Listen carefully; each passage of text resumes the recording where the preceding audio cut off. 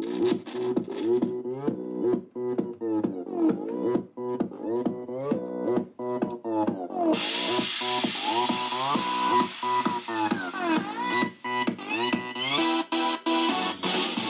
gente tomando a sua escola, vidrado na TV assistindo só futebol. O governo financiando esse bando de mongol, nem aí pros que passam o inverno sem cachecol.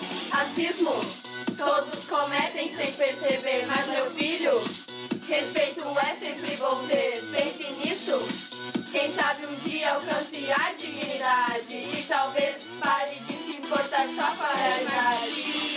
Ali na esquina, querendo vender seu corpo, e adivinha por que ela tá nessa? Porque ela só quer ter seu pouco ovo.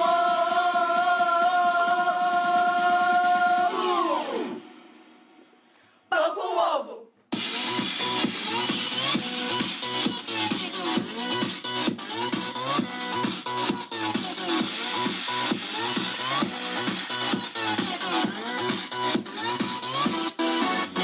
Esse povo sem educação, o que eu posso esperar de um simples cidadão que vai pra rua pra arrumar sua confusão e o governo ainda ajuda com auxílio reclusão?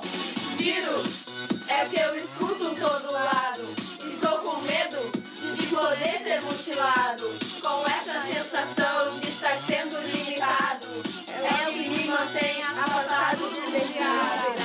Posso morrer na fila, esperando pela minha vida, mesmo sabendo que nela nada, nunca nada, nela nunca nada se realiza.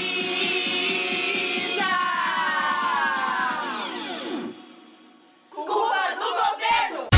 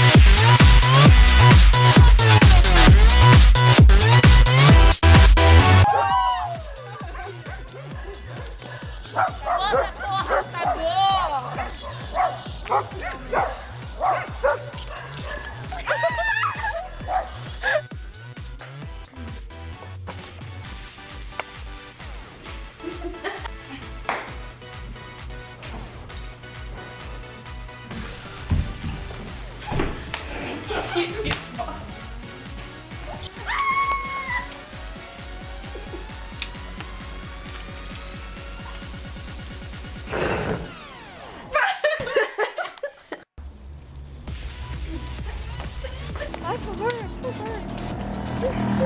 É minha alegria. Gente, isso é só uma brincadeira, eu não sou um mendigo nem nada, tá bom? Eu não sei onde dá zoom.